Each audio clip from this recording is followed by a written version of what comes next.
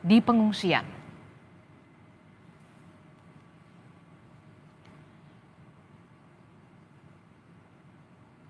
Saudara, banjir di Desa Karangligar, Karawang, Jawa Barat hingga hari ini masih berkisar 1 hingga 2 meter, saudara. Memasuki hari ketiga banjir akibat luapan Sungai Citarum dan Sungai Cibeet, permukiman warga masih terendam banjir. Ketinggian air bervariasi, namun rata-rata ini berkisar 1 hingga 2 meter. Warga memilih masih bertahan di sekitar rumah untuk memastikan barang berharga mereka aman.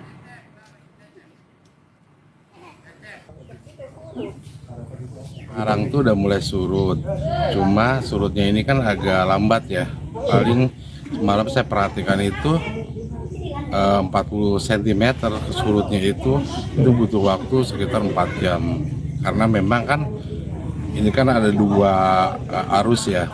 Jadi impitan sungai dari Citarum sama Cibeet, sehingga semalam itu kan debitnya itu kan Cibeet kan udah mulai turun ya, sementara Citarum itu makin naik, sehingga ya arus dari Cibeet agak tersendat oleh Citarum. Sumber daya air dari Kementerian Pekerjaan Umum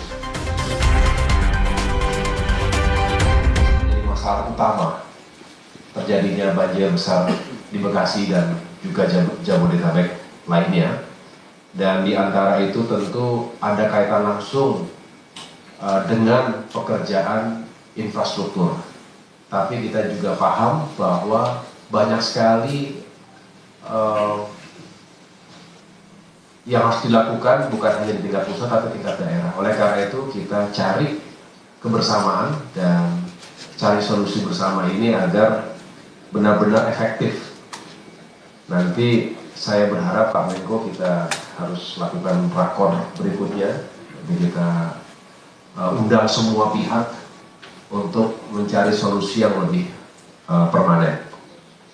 Kalau tadi disampaikan pintu air ada yang rusak, ini tolong dicek betul sejak kapan rusaknya dan apa yang harus dilakukan, begitu ya. Karena memang di saat-saat krisis tidak boleh ada malfunction, ada kerusakan di alat atau di infrastruktur yang benar-benar utama dan menentukan. Nah ini contoh bahwa kita harus cegah kerusakan-kerusakan seperti ini agar tidak terjadi lagi kemudian di masa depan. Kemudian tadi bicara juga pola tata guna. Jadi ini juga yang harus benar-benar serius Pak Menko, kita tata dengan baik Pak Wagub, karena jangan sampai apa yang terjadi di kabupaten kota yang lain dampaknya ke kota Bekasi atau ke tempat-tempat yang lain.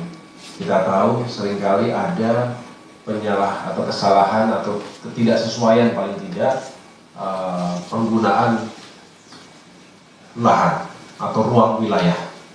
Di sini saya ingin juga tentunya menghadirkan Kementerian APR BPN untuk kita bedah bersama-sama.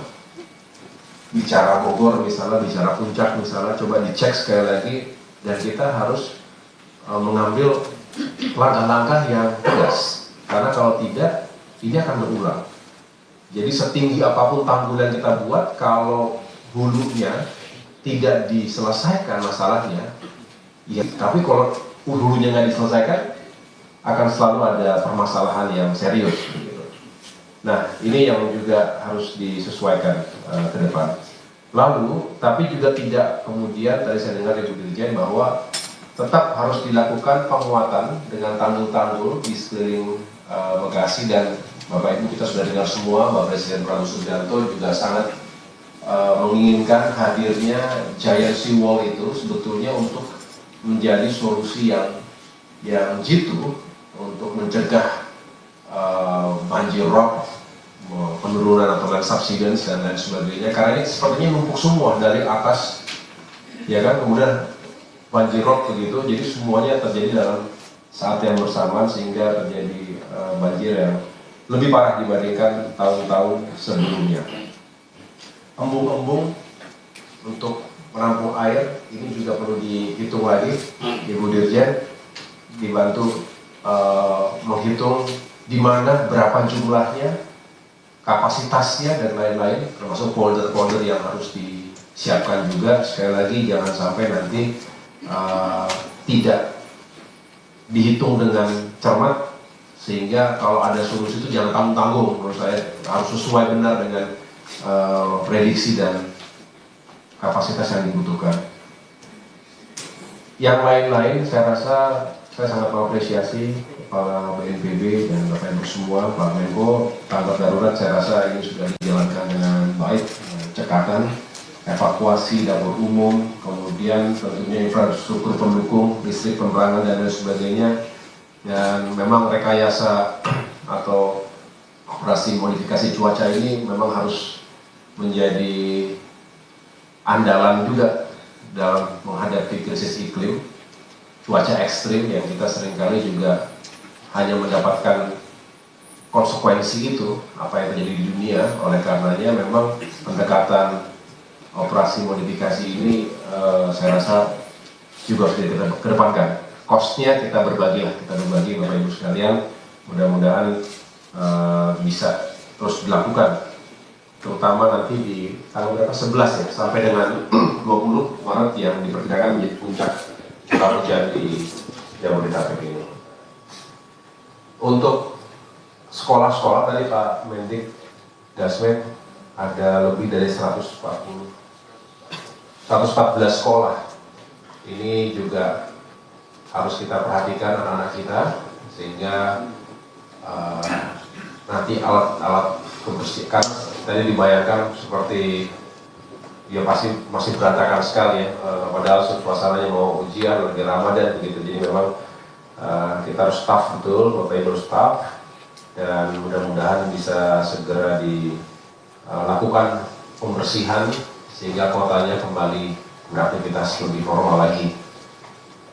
Jembatan-jembatan putus, langkah cepatnya memang dengan jembatan Deli punya Angkatan Darat, tapi nanti juga dihitung lagi Pak untuk membangun jembatan yang lebih permanen. Nanti kita juga bantu hitung dari Kementerian PU ya. Dengan demikian harapannya tidak terlalu mengganggu mobilitas masyarakat termasuk barang ketika ada jembatan yang sudah sangat membahayakan. Kita harus perbaiki dan perkuat lagi.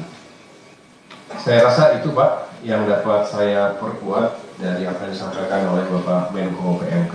Kami dari Kemenko Infrastruktur tentunya siap dan ingin terus memberikan dorongan, dukungan.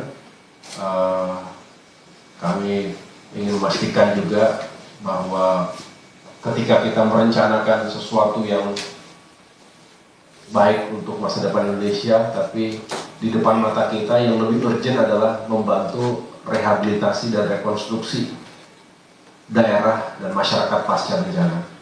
Karena justru mereka lah yang harus didahulukan sebelum kita berpikir yang lainnya. Tapi tentu kita juga berpikir jangka panjang agar ini tidak terulang lebih buruk lagi di masa depan.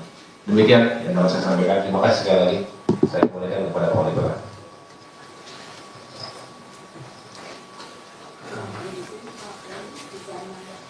Ya, silakan. Terima kasih yang saya hormati Bapak Menteri PMK, Bapak Menteri Koordinator BK, Bapak Menteri Mendikdasmen, Bapak Wakil Gubernur, Pak Wali Kota, dan Wakil Kota dan seluruh yang hadir. Tidak bisa kami sebutkan satu persatu, saya hanya menambahkan apa yang telah disampaikan, bahwa kami bertanggung jawab di teknis ya, dan untuk masalah publik dan sosial ini memang kami mohon bantuannya dari teman-teman Pemda ya, karena mereka memang yang bertanggung jawab untuk masalah teknik masalah sosial maupun publik ya. Yang kita akan lakukan untuk jangka panjang adalah melanjutkan tanggul yang memang belum terselesaikan. Nah ini memerlukan pembebasan tanah. Ya. Nah ini mungkin yang perlu menjadi perhatian baik untuk yang sistem di Kali Bekasi maupun yang di sistem Ciliwung.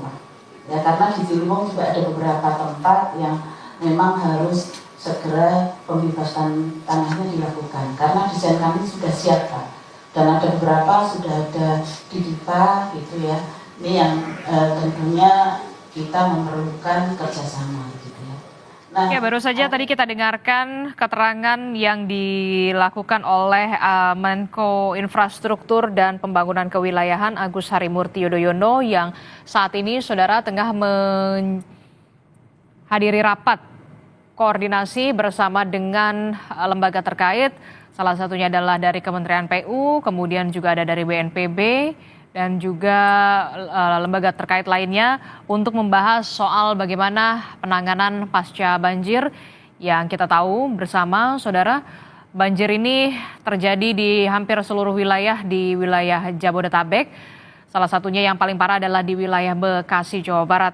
Ada sejumlah arahan yang nantinya sudah disampaikan oleh Agus Harimurti Yudhoyono. Salah satunya adalah tadi yang disoroti soal kepastian alat peringatan dini banjir yang harus dicek apakah dalam keadaan rusak ataupun berfungsi. Itulah yang kemudian menjadi sorotan, termasuk juga kepada BNPB terkait dengan koordinasi di hulu dan juga hilir. Sementara di hilir akan ada rencana memang pembangunan tanggul dan termasuk juga soal evakuasi terhadap korban bencana banjir dan juga sekolah-sekolah terdampak serta jembatan putus, saudara.